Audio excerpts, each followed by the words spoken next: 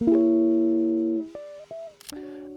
name is James Asensi, a lot of people call me Jimmy. I founded AET Hoops and I'm one of the head coaches, both on the court and in the gym.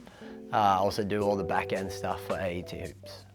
My basketball journey has definitely been a long one. I feel like I'm really old by saying that, but I started basketball by following my older sister around, who's 5 years older. So ever since she was at the basketball courts, I was always following her around.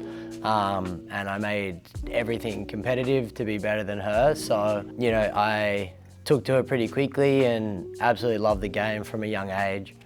I played all the way through for mainly basketball reps, all the way through to youth league, and then had a stint training with the Sydney Kings for a while. Not on a contract, just working out with them to get better. A few years of ABA, which is now NBL 1.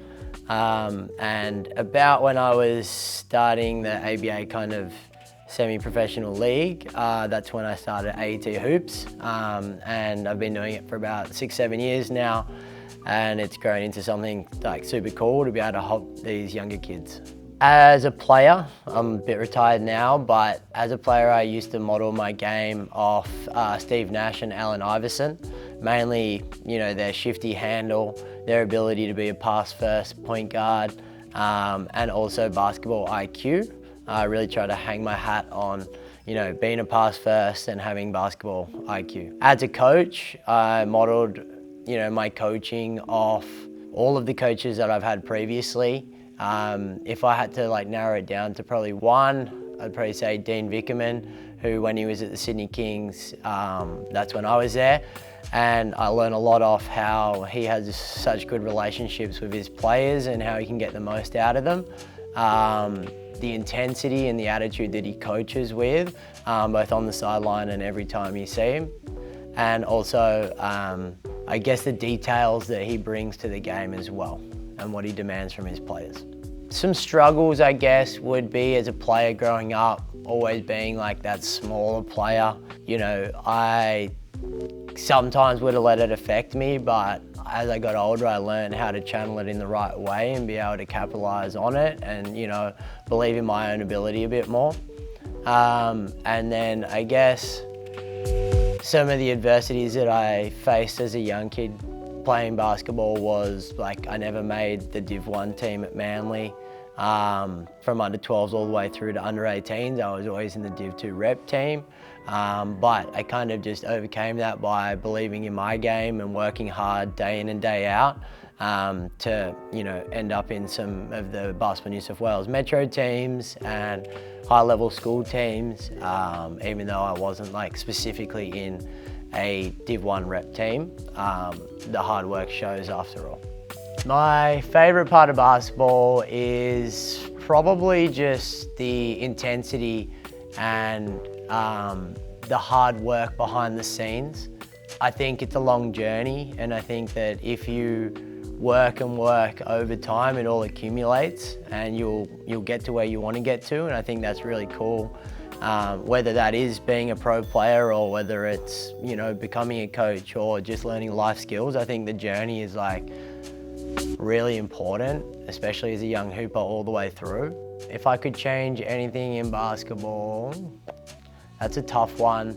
I'd probably change Australian basketball to be able to have a timeout on the court while you're playing. So a player, who might be smart enough can call a timeout rather than it having to be out of bounds. In high school America they do it, but I think that'd be really cool to have in Australia. Top 5 players of all time. It's going to be an all guards list, so I'll start with Steve Nash, Allen Iverson, Magic Johnson for his passing ability, Chris Paul because of how crafty he was and how he was undersized, not super quick, not such a great shooter, but he still had such a long career in the NBA and still does. And then the other one is a random one, but Derek Fisher. He was just such a smart player, and I remember that was when I started watching the NBA was, when he was hitting some big shots in the finals. So I always remember how smart he was on the court and how he'd always make some big shots. My advice for young hoopers would be to make sure you embrace like the journey and the grind behind the scenes. It's not all, what you see, especially on social media these days and things like that. Making sure that you can work hard, not just when a coach is watching and, when you're in the game, but also like behind the scenes. Are you doing all your work at home and at the local court, and can you put more hours in to be the best of your ability? And then just think that, wherever that takes you is where you're meant to be. AET started right after I finished playing at school, so I think I was like first or second year out of school. I was at uni and also training with the Kings at that time, and some of the kids in my local comp team at the school that I was coaching at just kind of wanted to get better at basketball. So I thought, hey, I'll just do a couple one-on-ones here and there.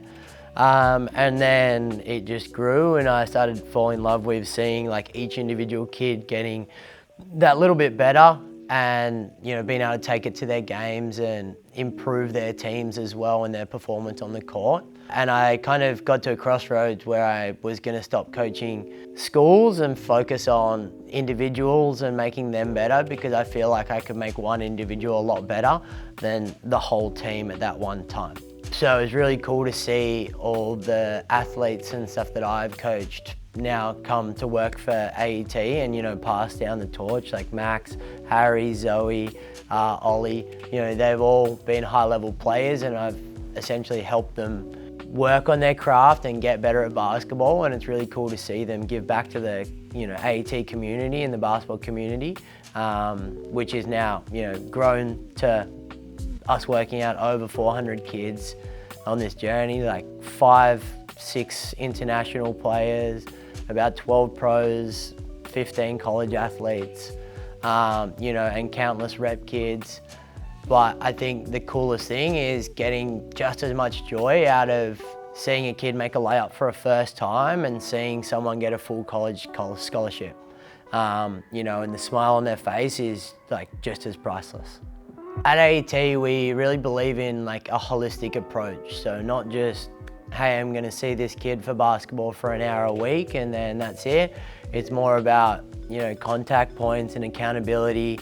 Do they know what they should be doing at home? And should they be doing some strength work and court work? And, us seeing their local comp games and giving feedback on that. We believe in like a holistic approach where there's all those things that are important and factor into becoming like a great basketball player and a great person as well outside of the court. So that's the biggest part about AET hoops. The future for AET is kind of in how many athletes want to get better. Like, we're here to help out, and we've got all the coaches around and the ability to make them better at basketball, make them better people, make them stronger athletes and perform better. So as long as people want to come and train with us, we're super confident that we can add to those numbers of pros, college athletes, rep players, state players, you name it. But the biggest thing about growing in AET is just going to be getting those people and making them better at basketball, because that's really all we care about at this stage.